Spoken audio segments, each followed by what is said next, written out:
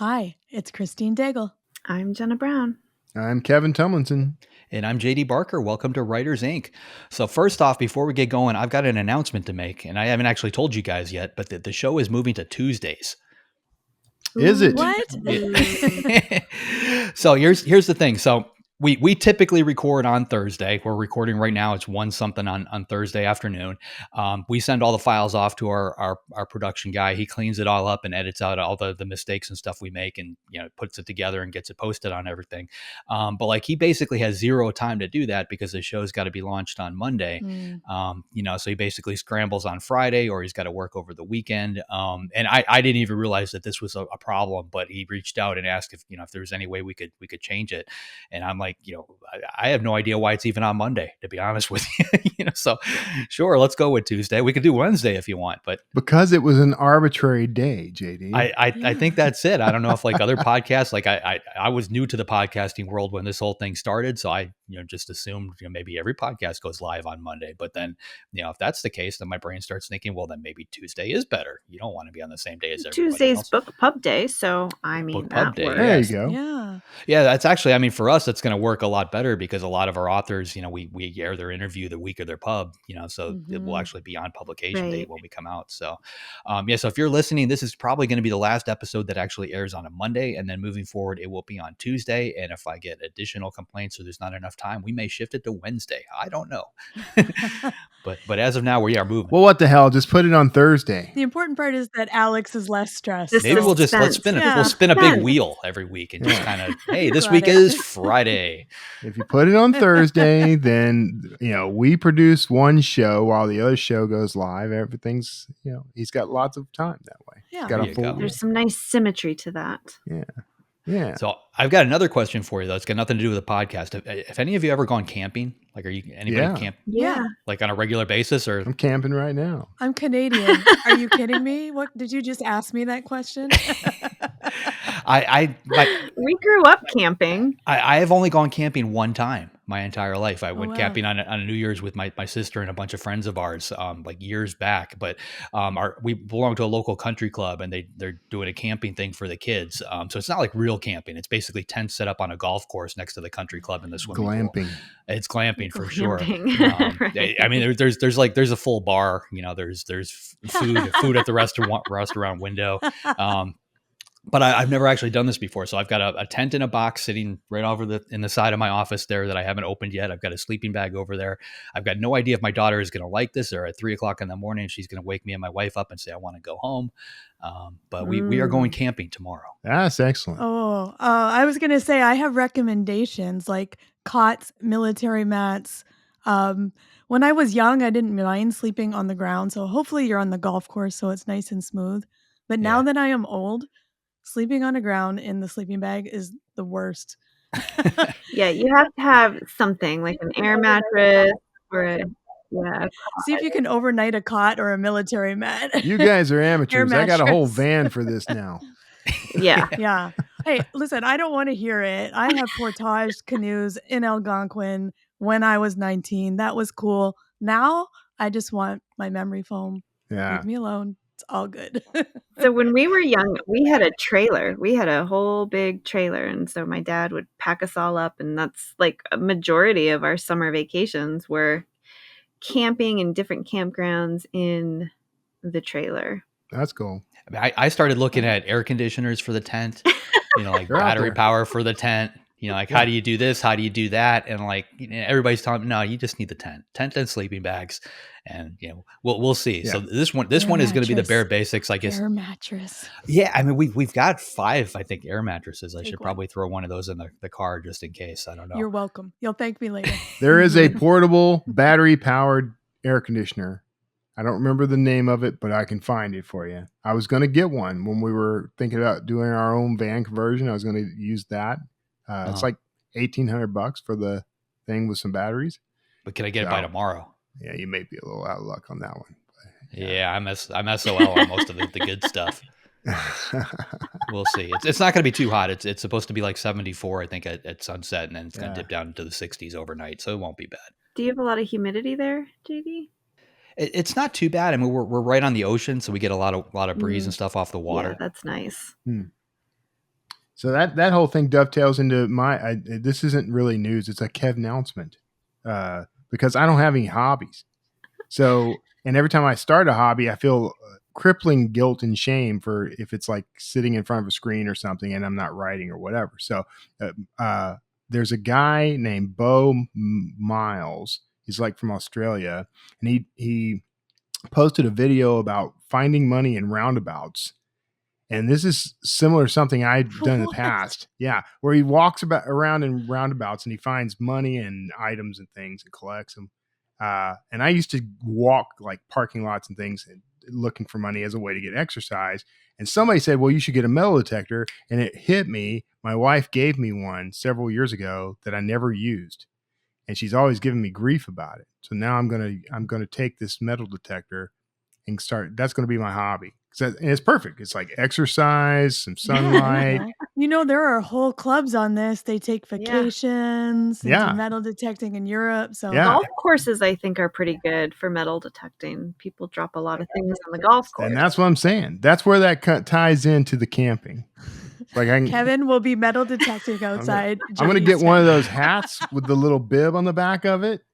Yeah, I love it. You got to protect your neck from the sun. That's right. Yeah. Sunglasses with the little cord. I'm going to have all of it. When I go on my run every day, I cross the beach at one point, and there is always at least one guy out there with the metal detector and the headphones and the hat and a backpack. Like he's got the whole deal of stuff. And like, I can't imagine what he's finding out there. He probably finds a lot. Yeah, I mean, probably. I mean, like it's an oceanfront beach. Like stuff just washes up. Like every day it looks different, and there's new things out there. I've seen everything from like full on like telephone poles like float up on with the high tide. So who knows what he's finding? But a golf course. Yeah, that actually seems like a really good idea. You got a lot of people walking around, dipping their hands in their pockets, taking their hands out of their pockets. There's probably keys and coins and find some jewelry. Yeah. That's going to be tough because they don't want you just wandering around on golf courses. You just got to do the public courses like early in the morning. Avoid the sprinklers. Do you have a pinpointer? I just have to have some balls, and then when they see me, I use the metal detector to take a swing. Yeah. Do you have a pinpointer, Kevin? You need one. I do. Once you okay, good. You're all set. Yeah. Update us next week. We're gonna need your wife to follow along and take photos. She's gonna love this. She got mad at me because I used the little pinpointer to find my pacemaker, which I'm not supposed to do.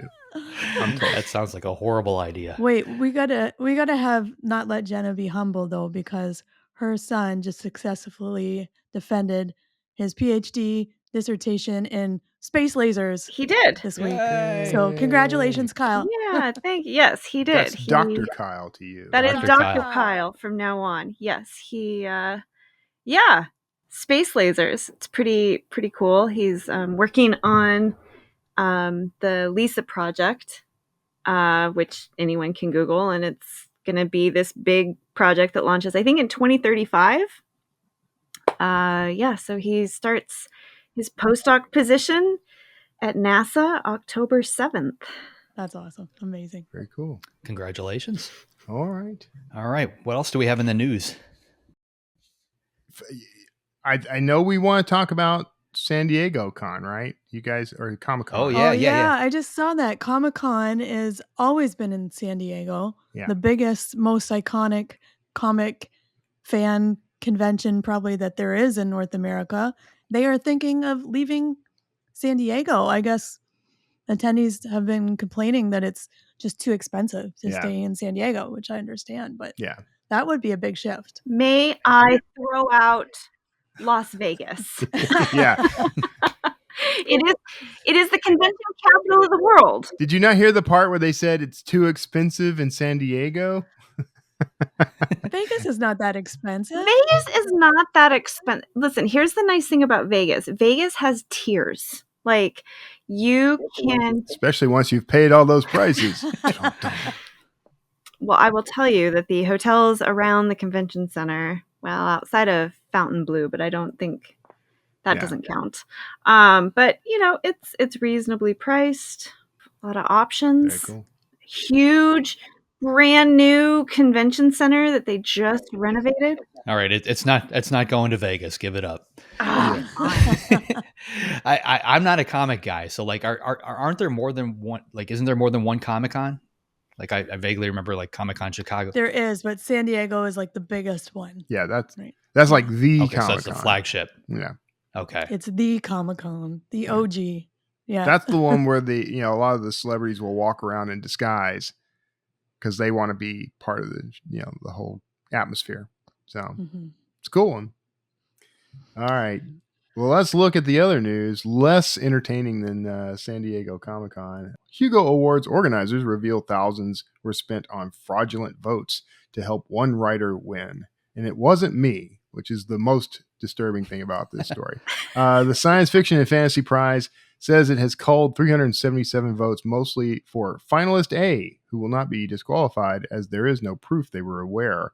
The 377 votes had been cast by individuals with obvious fake names and or other disqualifying characteristics.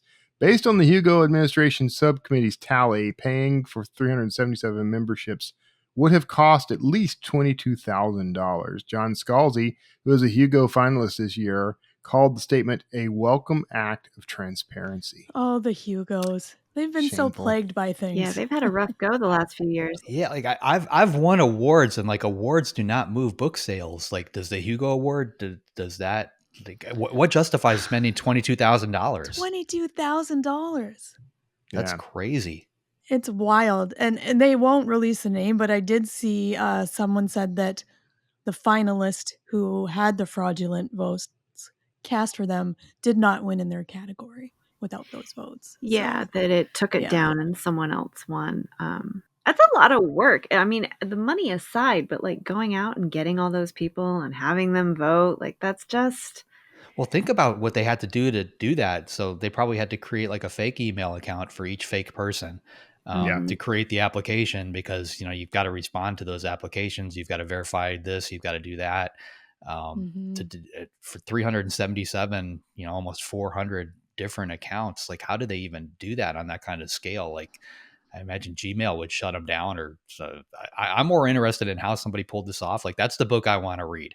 I am so curious to see how somebody, how did this idea come to somebody? What did they do to take it all the way to fruition? And then it obviously fell apart. But I'm interested in that. Somebody's in the wrong field. They shouldn't be writing books. They should be in marketing. Yeah. But I'm also really interested about the motivation for spending this kind of money, because the committee said the voters were so obviously fraudulent. I'm like, were you trying to get this writer disqualified or make them win? Like, I'm not really sure, but it was that's kind of interesting. I don't know. And they also, if I remember reading right, they're not going to release those votes as part of their transparency data. So they'll give all the other votes, but not those ones.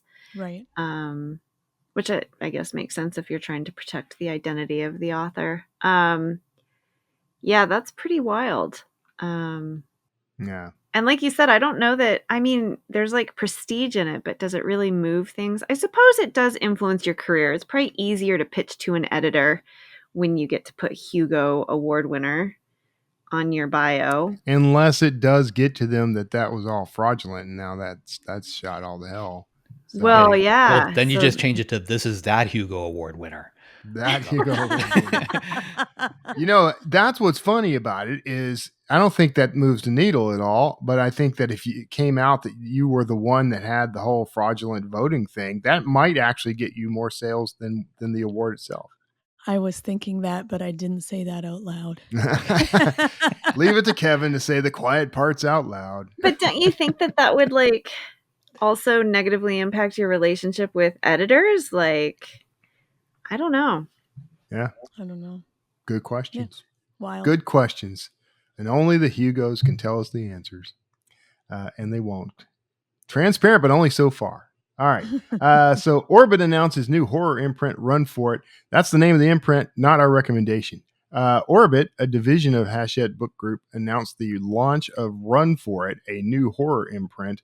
The new imprint will publish Orbit's current horror authors and will be eventually adding more. The first titles from the new imprint are expected to be published in 2025. Run For It. Yeah. That's another exciting. Publisher adding more horror Horror is having a moment. That's awesome. Horror is having a Horror moment. is, yeah. Yeah. Yeah. Yeah, that's unfortunate. Finally. Finally. Yeah. All right. Stephen King's going to sweep all those awards. No, whatever. HarperAlley expands into adult graphic novels, manga, and manhwa. I think that's how I pronounce it, manhwa. HarperAlley, the graphic novel imprint at HarperCollins, expands into adult graphic novels, manga, and manhwa. The imprint publishes approximately 50 books a year and intends to maintain that number across all of its publishing areas. The news follows the announcement earlier this month that Macmillan would launch a sister imprint to its own graphic novel imprint called 23rd Street Books, with a focus on graphic novels for adults. I'm guessing all of these could be found at Comic-Con in San Diego. Could have Probably. been. Maybe in San Diego, maybe somewhere else. Used to be. Yeah. Interesting to me that they're not upping the number of books that they're putting out. They're just adding a new category. So they're still going to put out the same number of comics, graphic novels. Yeah. But adding a new category. I wonder if that has to do with like where it would go, like in a bookstore, if maybe that's why they needed the different category. I don't know. I know, but there's a push for more adult graphics, obviously, with Macmillan and Harper both jumping on that bandwagon. I didn't even know that was a thing. I am completely out of the loop when it comes to comics and apparently graphic novels now too. What is manhwa? I'm looking it up right now. What is that? A Korean genre of comic books and graphic novels. That's all it gave me. So it's Korean. So if manga is Japanese, then that's the Version Korean of manga. Yeah. Okay. Yeah. All right, homework for everybody. Research graphic novels for next week. Dear ChatGPT, what is manhwa? Yeah, let us know. Okay. All right. Well, that's it for the news. Awesome. JD, who is up this week? This week, we've got Daniel Silva coming on. He's the award-winning #1 New York Times bestseller of many novels, including The Unlikely Spy and Heist. His latest novel is book 24 in his Gabriel Allon series. It's titled A Death in Cornwall. I believe it came out about a week or two ago. He's going to tell us all about the book and dig into his writing process. So here he is, Daniel Silva. I am now here chatting with Daniel Silva, who is the author of A Death in Cornwall. Really glad to talk to you, Daniel. As I'm a longtime fan, so welcome. Thank you so much for having me. Now, I appreciate, by the way, that the A Death in Cornwall, the cover for the book is Cornwall blue. You guys went all out to make sure you were. Well, that I only wish that I lived in the house on the cover there. I'm very envious of my cover art. Yeah, that's gorgeous. So I want us to jump in. We'll talk about the book. I will say, I've read numerous books of yours over the years. You have a character, we discussed how to pronounce his name. I'm going to butcher it anyway, Daniel. Gabriel Allon. Sure. Sorry. I've only ever seen it in writing. I've never heard it spoken out loud. But what's remarkable about him, he's a spy, former assassin, current art restorer, fluent in 5 languages. He's a remarkable everyman. I'd say Renaissance man, but it might offend him. So probably not. I think that I think it has appeared in print in the series that he's sort of a man of the 16th century. In the painting that he's restoring in this novel, it was painted in the early 15th century in the Venetian Renaissance. So he sort of spends his days in that world, and he would not take umbrage at being called a Renaissance man. That's how he spent. All right, that's fair. This is so. It's an interesting combination of things, though. The one that stands out is that he's an art restorer. What was the sort of drive behind that? The drive was I had written the 2 previous books to Gabriel. I'd written a little mini series, a diptych, if you will, of CIA novels featuring a CIA case officer named Michael Osbourne, and he was very traditional man of the CIA, man of the agency, born and bred to be in the CIA, and I wanted Gabriel to be very different from that. I wanted him to be a more mystical, mysterious character, to be living and working undercover. And I wanted his cover job to almost be the dominant side of the character. Yeah. I was working on the character sketches and thinking about the book, and just happened to be having dinner with a dear friend of mine who really is one of the world's finest art restorers. His name is David Bull. I've acknowledged him in most, if not all, of the books, and it just hit me like out of the blue. And I asked him, listen, I have this crazy idea. Can you help me turn an Israeli assassin into an Italian art restorer? And he said, sure, we can do that. I spent a lot of time studying and learning about the craft of art restoration. And the more I learned, it seemed that it had many things in common with intelligence work and targeted killing operations. And when I wrote that first book, I actually structured the operation that Gabriel was working on as though it were a restoration. So restoration is obviously, it's more than Gabriel's old cover job. Now, he is retired from the intelligence game, the intelligence trade. He's living and working full time as a restorer in Venice. But it's more than just his job. The books really all involve restoration as the theme. Yeah. Gabriel restores not only paintings, he restores people, he restores situations. He fixes past wrongs, historical wrongs. And so restoration is obviously key to the series. Yeah, that's interesting as a sort of ongoing metaphor. I'm sure there's a lot to play with there. Sure. Absolutely. And in this book, he's so there's a victim of a murder. He's going to help and solve this. Charlotte Blake gets murdered in pursuit of. Now I'm going to butcher the details because they're all swimming together for me now. I know there's $100 million painting involved, a missing Picasso. Am I remembering everything correctly? Well, let's go back to Charlotte Blake. Charlotte Blake is a professor of art history from Oxford University, and she's very prominent in a specific area of art and art history and art research. She is a provenance researcher, and provenance is how we refer to sort of the timeline of a painting. It's pedigree. It's history of ownership and exhibition. So clearly, if you are going to plunk down, let's say $100 million on a painting, you would want to make sure that painting has a pristine provenance, that to the degree possible, you can account for where it was and who owned it from the time it left the artist's easel into its current location.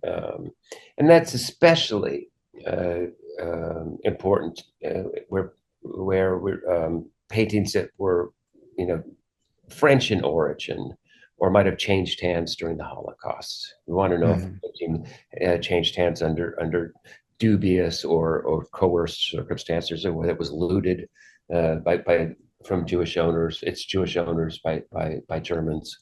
So provenance is very important. And she was working on something. It's clear from her office that she was looking for something important, very important Picasso. At the request of a detective sergeant in the Devon and Cornwall police, Gabriel looks into what she was working on, and one thing leads to another, as is often the case in a Gabriel Allon novel, and he finds himself in the middle of a British political scandal involving the election of the next prime minister. So it's a fast-paced, entertaining, at times quite funny summer beach read. It is part murder mystery, part art caper, part political thriller, and it explores how these gorgeous multi-million-dollar paintings can be used by very bad people to launder and hide their money. And it also explores the degree to which, and not to put too fine a point on it, but the degree to which London has become the money capital, or the money laundering capital of the world, I should say. That's a dubious title. It is, but it's as a one nonfiction writer coined it. He has a new book out that came out recently. They're the butlers of the world now, and it has to do with the dissolution of the British Empire after the Second World War, and London was once the financial capital of the world. New York in the United States took over that role. It was a shrunken power. It won the war, but it paid a very high economic cost for that. It lost its empire, but it was left with this what we call the Second Empire, mainly island territories, and many of these island territories became an archipelago of tax havens, and these tax havens, like the Cayman Islands and the British Virgin Islands, really got into the business of soaking up the world's hot money, and it all flowed to the mothership in the city of London. But what also happened, and this has been explored at length, but London welcomed, after the fall of the Soviet Union, it welcomed all of that new Russian money with open arms. Yeah, Russian money flooded London and flooded the London financial houses and the real estate market and the art market. A lot of people got very rich as a result. But the British finally realized in 2021, they released this report, this parliamentary report called the Russia Report. That was what it became known as. And they finally figured out late in the game that Vladimir Putin was quite intentionally using Russian money as a weapon to corrode and corrupt British institutions, the British financial system, and the British political system.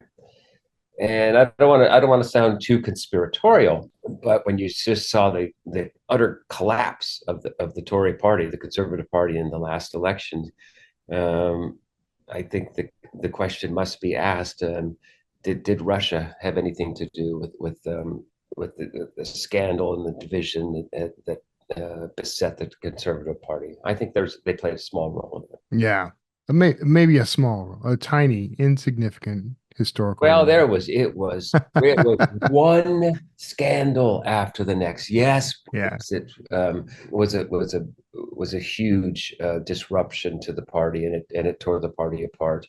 But boy, there was just one scandal after another involving money over the last few years. And I think that had just as much to do with the Tories' devastating, historic defeat in the election a few days ago, as did Brexit. Yeah. So Gabriel has like a special connection to Cornwall. Sure. How does that factor into this story? Like, why is that the setting? That is the setting. I mean, the book has a little bit of a preface in it that I explain to new readers his connection. Gabriel was living as a recluse, living under an assumed identity in a little cottage, working as an art restorer in Cornwall when we met him in the first book.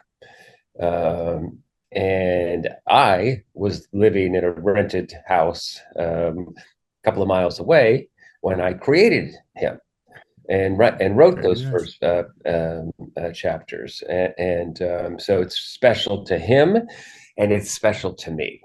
But when he was living in that little cottage, there was a child who lived next door, troubled home, 11 years old, and the boy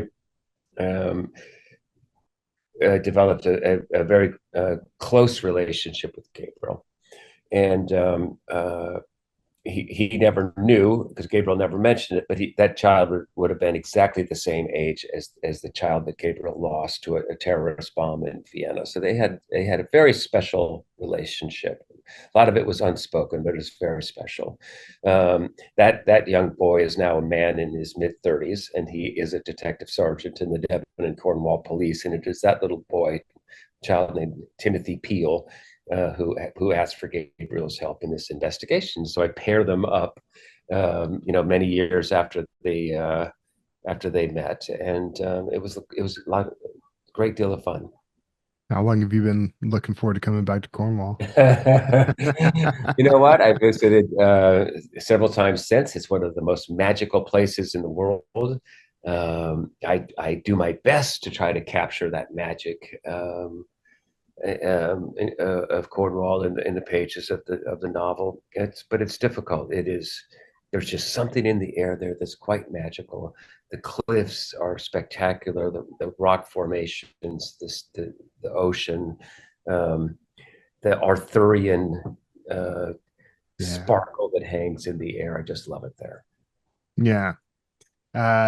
So let's talk a little bit about in that book. This book, A Death in Cornwall, that's available right now, and it was available as of July 9th. So people listening to this, that's a couple of weeks out from there, so they can go find that. We'll talk about that again at the end of the show, but I want to talk about your writing, the writing itself and the process that you go through. But I'm someone who writes a recurring character in a thriller series, so I have my own take on things. But what is it like to come back to Gabriel over and over again? Like, how do you keep that character fresh and alive as you go into the next book?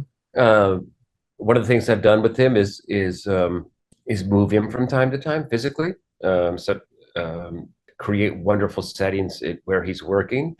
When he retired as chief of the Israeli Secret Service, the day after his successor was appointed, they were on a plane. They already had a place set up in Venice, and so there's you can sort of take the 24 books of the Allon series and sort of block them like this, and they represent periods of Gabriel's life. And this would be I never intended the series, excuse me, to last this long. I never imagined that it would, I guess is how I should say.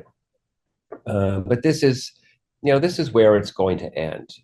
Gabriel living and working in Venice, raising his children there.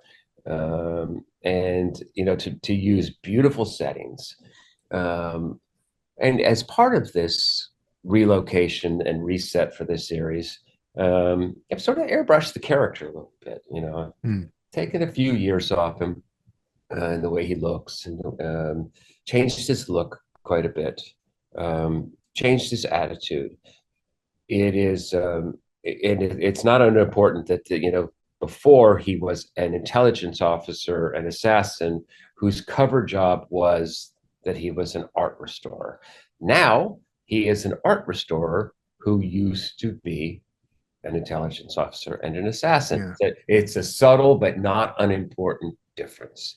And he presents on the page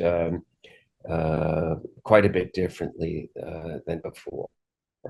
And he's a much more contented person. He's made peace with his past and what happened to his first family and the things that he's done. And he is at last, he's not quite fully restored, but it is a much different Gabriel that we see now than when we met, when I created him. And he's a joy to write. He is so smart. He's so elegant. He's so talented. He can do anything. And he's got that incredible fatalistic, dark sense of humor of his. The book is quite funny in places. My wife and I edit aloud. We read it back and forth to one another. And there were, even on the second and third readings of passages, we were just could barely read the darn things because they were so funny. So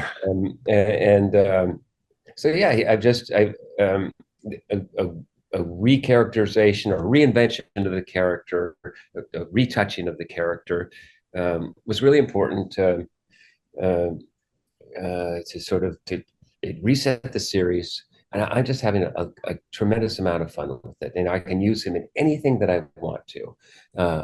He can investigate art crime. He can stumble into murders and things like a Poirot type character. His old friends from the intelligence world can call on him for help. I can use him for absolutely anything, and it's just wonderful. So, but you said that you were rounding things off with him. Is that right? Or did I miss Not rounding things off. I would say that this is the there are not going to be any more big substantive changes in the series. This is where it's going to end, is how we would say. And I have several Gabriel Allon books under contract, and I plan to write him for as long as I feel comfortable writing. Okay. All right. That's good to hear. I think that's going to make a lot of people happy. What about other characters? I mean, you've got, there's a lot of characters in this series of books that are very interesting. Have you ever thought about spinning them out into their own You thing? bet. You bet. Yeah. Yeah. Christopher Keller is the most obvious one to spin out.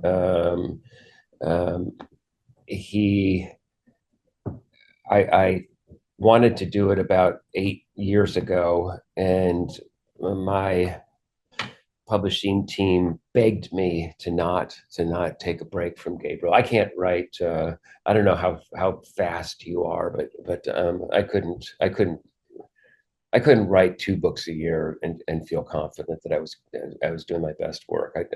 1 book a year is all I can manage, and so I didn't want to take 2 years between Allon books, and so my plan to spin Christopher off into an MI6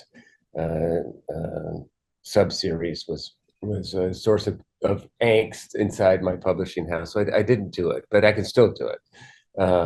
I'm working with a little character right now that's in the book, a professional thief that Gabriel picked up as an associate in the last novel, Ingrid Johansson, who I think I could do something. She was the one I was kind of thinking. Like I thought she'd make a great, because I have a second series that involves a female protagonist that reminds similar to Ingrid. I thought she would be a good one. Wait, say that again. You're working on a second series that involves some. I have a second series that has a female protagonist who's very similar, and I thought, well, then it's a natural. He needs to spin out Ingrid. Well, that was the first. I will tell you that among my professional writer friends, including one who I won't say his name because but he's a screenwriter who's written gigantic stuff. He thought that she's the one to spin off into a second series, and I am thinking about it, definitely. And she was just one of those characters that I created. And the first scene that I wrote with her actually didn't end up in the last book. It fell by the wayside, but the instant that she came on the page, it's like, oh boy, this one's good.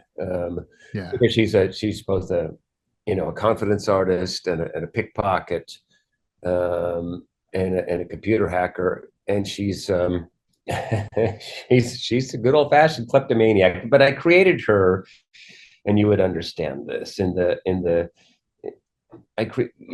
gave her all of the hallmarks of the gentleman spy, and that character, the gentleman spy who steals because he likes to steal, because he needs to steal. He really doesn't keep the money he steals; he just enjoys it, and that's sort of the template that I used for Ingrid. She reads like a very. I would watch her movie. Not that I wouldn't watch Gabriel's movie, but I mean, like I could see her having a movie. You're inspiring me right now. I'm making notes. Good. I expect to see my name in the acknowledgments. So when you develop these characters, when you start with Gabriel, like what's the because you don't start off like I'm going to create an iconic character. You start with your basic, thing. Like, what was the first impulse when it came to? We'll start with Gabriel. I mean, he's the main character here. Yeah. Like what? I'd have to look at it. Gabriel's backstory was so immense and so complicated that I started with him, at least on the page, from the outside in. Okay, it's a very effective tool for character development. Okay, you watch your character through the eyes of others. Okay, well, how does he look like? What does he look like? How does he move? What's this about this guy that's like this? And why is he always doing this? And the whispers about the character, what people are saying about him. And that's the way I approached writing Gabriel and trying to, and it's a technique that I used at numerous points throughout the series, trying to imagine what it would be like if he were to walk into a room. And what I came away with from my character in the beginning was that if he were to walk into the room, he'd just make you incredibly uncomfortable. You would be ill at ease in his presence. There's just something about him. If he, unless he wanted to, is he putting on a character that he could assume as a professional intelligence officer, field officer. He was a moody, dark person, and he was fun to watch through other people's eyes. I thought it was a very effective way that I did it. I've never ever once tried to explain the entire arc of his character. I know it inside and out, but I've just given flash glimpses of things now and again, and little bits. But he does. I mean, you used the phrase a moment ago, I would watch her in a movie. Well, I sort of watched him in a movie, and I tried to create a stage to let him move around on. And that's how we saw what he was like. The first really big Venetian book, The Confessor, I think chapter 3 was actually taught by a professor at the Iowa Writers Program for character development. That they pulled that chapter apart and tried to figure out what I was doing and why it worked. Are there inspirations like in real life for or in fictional life? I mean, who inspired Gabriel and others? No, I mean, Gabriel's completely cut from whole cloth. But I mean, look at Gatsby, and look how we learned about Gatsby. Okay, he was about catching, Nick would catch sight of him, or overheard remarks and gossip and things like that. That's how you learn about Gatsby. And most of what you heard was completely unreliable, but oftentimes, the rumors that swirl around someone, they are very revelatory about what that person is really like, even if they're not true. Still, if the person is the source of those kinds of rumors, that's what makes it interesting. And so we we're never truly inside Jay Gatsby's head, but that we see him through other people's eyes, and we hear whispers and rumors, and it's a very effective tool for bringing a big character onto the page. That would be an interesting approach to, your first handful of chapters. Your protagonist isn't even there; he's just being talked about by everyone. He's off screen. It would sort of that. Like Escape from New York, where everybody just said, I thought you'd be taller. People have said that about Gabriel as well, because he's rather short in stature. It's great. It's great for villains too. One of my rules is I try to avoid scenes where bad people are talking about bad things. I always find them really boring. Sitting in a chair, stroking their cat. Let's see. I'm gonna get you and your little dog Toto. So, what is your? So you stay focused on a book a year. That's still admirable in everybody's eyes. But what is your sort of practice there? Do you write daily? Do you? Oh yes. Oh yes. I assume you outline. Everybody outlines I do except not me, outline apparently. it at all. You don't I outline. do not outline. No. Oh, my brother. Okay. Yeah. That's good. I'm glad to hear that because I don't outline and I always feel like I'm the odd man out. No. No. I think that most of the writers who maybe you look up to, they probably didn't outline anything. Yeah. Lee Child doesn't.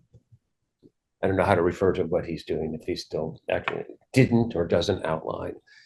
Didn't, I I have. think is probably. I don't think Michael Connolly outlines. I know that he's a disciple of Chandler, and I don't think Chandler started for the blank page, but pretty close. And I start with a notion about to where I'm going.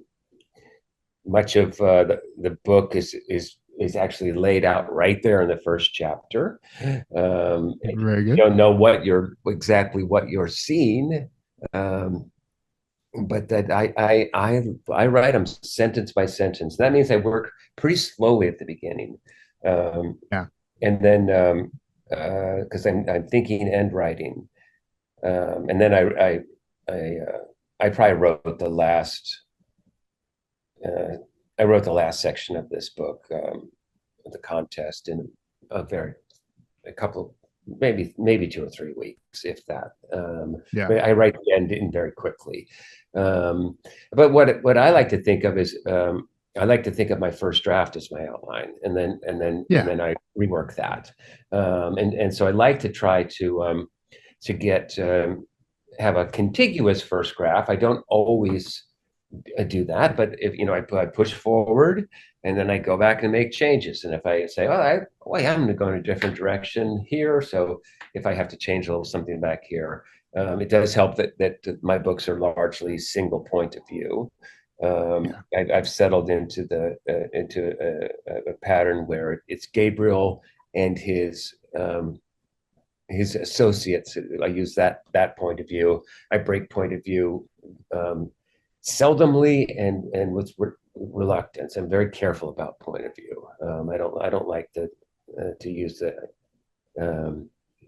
skip around to the good guy, the bad guy, That's not how I do it. I like to. Yeah. I'm a little old fashioned, I guess, in my writing habits and my influences, and so that does help me actually to go take my character by the hand and we work it out together.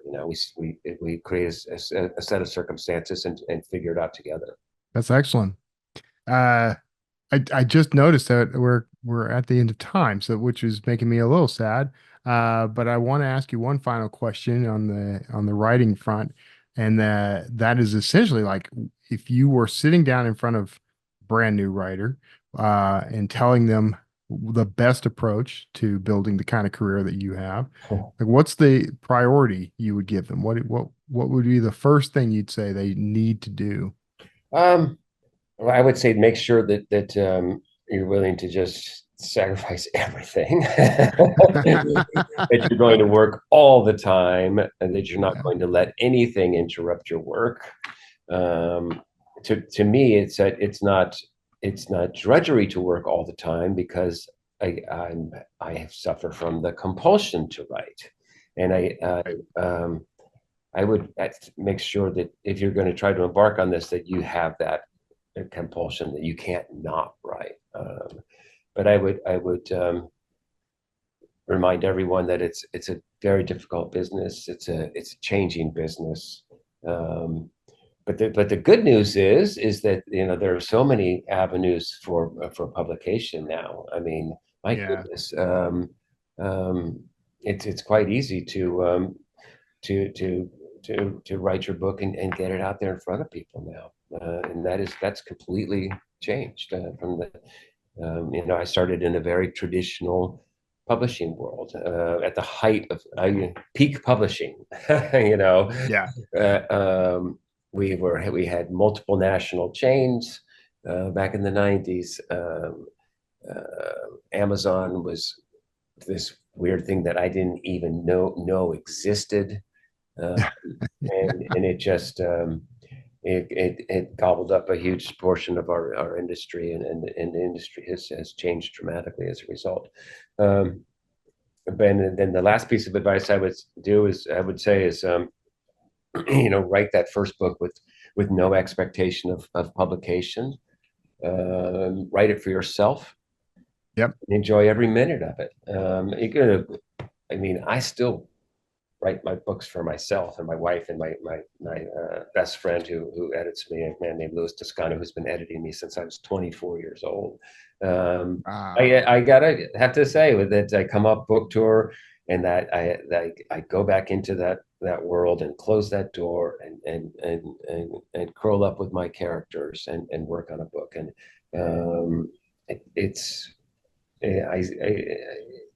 I write the books for myself and for my wife, and try to keep it very, very insular like that. You're very blessed that your wife reads your stuff. My wife does not read we get into it every now and again. Well, maybe you're not. But it's art. No, it's art. It's and so it stokes passions, and if it didn't stoke passions, then I'm doing something wrong. Yeah. No, you're doing everything right. And so this new book, Death in Cornwall, it was available as of July 9th. Everyone can find it wherever books are sold. Daniel, I have been honored to chat with you. I appreciate you being here. My pleasure. What a treat this was. I'm so glad we were able to do this. First of all, I said this in the interview, but I've always been a big fan of Daniel. I said always, but I only started reading him after I started writing, and people started saying, "Hey, your books are similar to his books." So, well, that works out good for you, because I don't know if anyone looked at the New York Times bestseller list, but he is currently number 1. Oh, well, that's handy. So, wow. Yeah, good for him. Congrats. Oh. So do you guys have any supporting characters that you would spin off into their own series? I think I magically convinced him to spin Ingrid off into her own series. So she's the Catwoman to Gabriel's Batman, by the way. I think as authors, we always think that we've got the ability to do that, but I'm guessing Daniel's in the same kind of boat that I am. Like, I wanted to write that book with an FBI agent that I've got in my 4MK series, but because the 4MK series has been optioned, I basically don't have total control of those characters anymore without a lot of other people weighing in and deciding whether they want this to take place. So it can get very convoluted. But yeah, I think it's refreshing because you can basically take your series kind of in another direction, right? So it's a great way. He's 20 some books in. At some point that gets a little old, and you want to try something new. I think the twist that he did with the main character is fantastic. As far as the career change, because it basically revitalizes that character. But it absolutely would be fun to take a B character and kind of roll them off into their own storyline and see where it goes. Yeah, I've written a few that I think could, but I have not approached that bridge yet. I haven't really done a lot of long series except for my serialized fiction, and everyone kind of has their own storyline. So that's kind of the way you go with serialized fiction. Right? I sort of did this in reverse because I had my Kotler books, and then I started writing a series called Quake Runner Alex Kane, and she's that's a technological thriller series. She's a fugitive, and what I did was start having those crossover. So I didn't necessarily spin off the book, but they're all in the same universe. So that, I guess maybe that could be considered a spinoff. I don't know. I think that is. What would you define as a spinoff then? Good job. But I didn't mention her before I created the new series. So. Oh, I see. I don't know what are the rules? Yeah, what are the rules? I don't know. Because I also think it's fun when, like, books, like if you have a trilogy and then you have another story and it is in that same world and you kind of get some crossover with characters, but maybe not a specific spin-off of a character. But I would consider that a spin-off, but maybe it's not. I don't know. Yeah. I'm doing something experimental and fun right now, though, where I introduced a character in the Kotler series and crossed him over into the Alex Kane series, and he's going to be an Alex Kane character from now on. That's fun. So he had his whole story arc in that one series, and now he's in the new series. That is fun. So I've seen a couple authors where they'll write a novella and just kind of put it in and basically indie publish it. They do it away from their publisher, get it out on Amazon, and that might be something that, like, if Silva really wants to do this, like he had mentioned, he only writes one book a year, so it's already tricky to try and squeeze out another book. But one of the problems that you have, being number one on the New York Times list is fantastic, but at the same time, the publishers see that, and the idea of any kind of change scares the crap out of them. So if he brings up he's going to write something other than what they really need and want, he's going to get some pushback from that front too. That is rough. I got to get to that one book a year money. That's on my roadmap. Success problems. Yeah. So what's your method for developing bad guys? Like, how do you make a bad guy without making them cliche? I make them the hero of their own story. Yeah. I was like, I'm going to feel like my answer is the same thing everyone says. The villain has to be their own hero. I said without being cliche. That's not being cliche. I think if you take, so one of the things I dislike the most in any kind of fiction, whether it's TV or movies or books, is when, like, the bad guy is just bad because they're bad. I just don't think that there's really a whole lot of evidence that people are quote unquote born evil. And so I am really interested in villains that are complex. Yeah. And that there is an understandable reason for them doing the things that they do. And I think that when people explore that, it creates really interesting villains. And I think that keeps them from being cliche, because you really have to think about, like, what would make this person believe the things that they believe to the point where they're willing to do the things that they're willing to do. Right. And I think there's plenty of real world evidence that you can pull from to get some of those ideas, and they're uncomfortable. And I know people don't like sitting in that headspace, but I think it makes it worth it. Yeah. You could take the most evil person in the world, and if you start digging into their real life background, you're going to find somebody who loves them. You're going to find they took care of a pet. You're going to find they were a great kid, or they did this or they did that. Like, everybody lives. Nobody's black or white. I think everybody lives in that gray. Yeah. And that's the part you really have to flesh out to make them believable and relatable. Yeah. Do you guys have a favorite setting for your books that comes up a lot? All my settings so far have been different. I mean, I had a lot of fun writing What Dies in Vegas, obviously, because that's Vegas, and Vegas is fun. I give Vegas too hard of a time. I gotta lighten up on Vegas. Vegas deserves Vegas deserves everything it gets. I'm not gonna defend Vegas. But there are a lot of sides to Vegas. The history is really fascinating. How it functions anyway, so that's a lot of fun. I really enjoy that. And so I guess I do, because I have another book when I'm done drafting this one that will also be set in Vegas. I mean, a slight altered reality Vegas, but Vegas, baby. Vegas, baby. I think, like Daniel said, I like to move stuff around. Like, I don't like to write in the same area. I know some people do, but I think it's fun to do a new setting. It gets you excited about it. But like he said, it is difficult to capture the magic of a setting in writing, especially when it is spectacular. So, if you all have any tips for that, I would love to hear them. Crickets. No. Moon magic. Moon magic. I try to change it up. I think that keeps it fresh. Like Christine said, like, whenever I start a new book, I'm like, well, where can I set this where I haven't been yet? And then I jump on Google, if it's not someplace I've ever actually been, and try to figure out what's interesting about that place, and what other people discuss and talk about. And then just try to incorporate as much of that into it as I can. If I had to write every book like in the same city over and over again, I think I'll get really, really bored. Particularly if it's a different storyline. It's one thing to create a series and have it take place in the same city, and write 5, 6, 10 books or whatever. But if you write 5, 6, 10 books that are completely different standalones, all in the same city, I think it would get really old. Yeah. Yeah. I don't think I have settings that recur, but they're sort of recurring out of necessity. Like, their offices are in Hudson Valley, New York or something.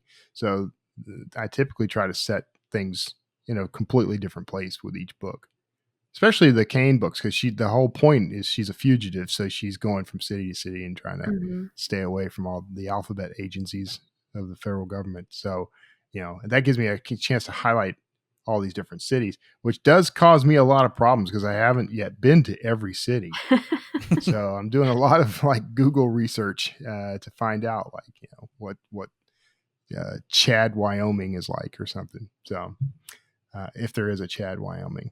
So do you guys ever, so I don't do this actually, and I think I should, but Gabriel's got like he's got his cover job as an art restorer that's now sort of his avocation. Do you guys ever give your characters like side hustles or anything like that? Mine, that's a hard one because I don't think I've ever actually, I mean, I know I write in Vegas, but they're like alternative Vegases, and then like one was a dystopian setting, and the one I'm working on now is, I guess, also a dystopian setting. So I don't know that they have like side hustles. I don't even know that they really have jobs. I'm going to make Dan Kotler an Uber driver or perhaps a, DoorDash delivery guy, which I think would further his career and deepen his character. Yeah, I bet you learn a lot as an Uber driver. Do you remember that show Taxi Cab Confessions? Anyone ever watch that? Oh, yeah. That was on HBO, right? Or Showtime or when?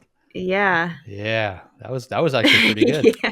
I totally forgot about that show. I like your Uber driver thing. You could modernize the Taxi Cab Confessions. He can learn details about different people. Why hasn't an Uber driver done that yet? They just throw some cameras up in their car and just start filming it, put it up on a show. I bet there's some legal prevention there. Uber probably forbids that sort of thing. Like that's ever slowed anybody down. Yeah. Although there are entire YouTube channels of bad Uber behavior, where people are putting up the videos of people who got in their cars. So maybe that's not the case. Have you guys seen the website? I don't even know if it's active anymore, but a few years ago, there used to be a website, and it was dedicated to security cameras around the world. And so people would basically hack into the security feed at a 7-Eleven, and you could just log on and watch it. And you could pick different locales, and you could just watch the security footage, which is sounds riveting. It's not until it is. Yeah, that's true. Yeah. Turn it back on. They're back at the slushy machine. Now that you can get food and stuff, like real food at 7-Eleven, it's become more interesting. You have been able to get real food for a lot. No, well, okay. So I watched this whole thing about how they sort of revamped. A Japanese company bought 7-Eleven, and in Japan, they're now serving like sushi and other things in the storefronts, and they transferred that model to the U.S. 7-Eleven Inc. has been owned by 7-Eleven Japan for the last 25 years. When it changed from Southland Corporation in the 90s to 7-Eleven Inc., it was technically bought by 7-Eleven Japan, and they were always the parent company. And 7-Eleven Japan has always had the fresh food business since. Well, maybe it's an old documentary, Jenna. Did you think of that? Well, it's not, but I know. Listen, I worked there for a long time. I consulted with them for a long time, so it's fine. Ask me anything. Whatever. I'll find a link to that. It was interesting, but I get details wrong. So this is my last question. It's a self-serving question, like most are. But how cool is it that Daniel Silva is a pantser? Because I feel both vindicated and seen now. I think here's what I think. I don't think that there is a right answer to if you're a plotter or a pantser, because I think it all depends on how your brain works. Like some people just do better with that free flow. And like you said, he sort of uses his first draft as an outline. So, I've said that before, that I do outline. It's just I outline in long form, because I go back.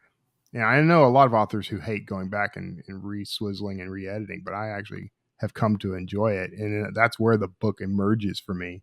So that's my outline. It's just that it took me a lot more words to do it. Yeah. Which is why outlining is so damn hard for me, because I want to write the damn book. That's what's happening. I'm finishing up Yeah. 2 books this weekend. They're both in the 4MK series. One's a prequel and one's a sequel. The prequel I completely pantsed, and the sequel I had an outline for. And I've been doing both at the same time. And I can tell you that the one with the outline was way, way easier to get from A to B and get to that finish line. Versus the other one where, just like a typical novel where you pants, I start going down the wrong road, and then I've got to go back and cut, 10, 15, 20 pages, find where it went wrong, and start again and start again and start again. Like they're both getting to the finish line. But if I had to sit down and figure out the time, and I think Scrivener actually tracks this, I'm going to have to look and see how much time was spent on each one. But I wouldn't be surprised if I spent twice as much time on the Pants novel versus the other one. I can see it. But yeah, I mean, we've talked to so many people at this point. Like there is no valid, one's not better than the other. It's really just about what's working for you at that moment. Let me be clear. I'm not advocating that that's the better way. I'm just I think it's just cool where you want to put your work, right? And Yeah. it's how your brain works. But do you do it in the outline, or then do you do it in the edit after you have a draft? It's just a different way and different place to put the work. So yeah. And I do think that when you have a series, you probably it becomes a little easier because you sort of like the more you write, I think the more you sort of like those beats become intrinsic knowledge, like you kind of know, like these are the beats I have to hit. These are the plot points I have to hit. You already know who your characters are. So it becomes a little bit easier to just sit down and sort of like write what they would do because you know who they are, like I think we've talked about that before. Like, what ride they would pick at Disneyland, and what their favorite food is, and how they're going to react to situations. And I do think that makes it easier to work without an outline. Yeah. Awesome. Still cool. Okay. JD, who is up next week? Next week, we've got Sophie Brickman coming on. Sophie's a writer, reporter, and an editor. She's written for The New Yorker, The New York Times, Wall Street Journal, and many other publications. Her latest book is called Plays Well with Others, and it's a fun take on what it means to be a parent. The book is written in epistolary format, incorporating emails, group chats, text, and other documents, and she's going to explain how she pulled all that together. Fantastic. If you'd like to be notified as soon as new episodes publish, make sure you go to writersincpodcast.com and sign up now. We'll see you next episode and have a great week of writing. Thanks for listening to this episode of Writers Inc. Access the show notes and leave a comment at writersincpodcast.com.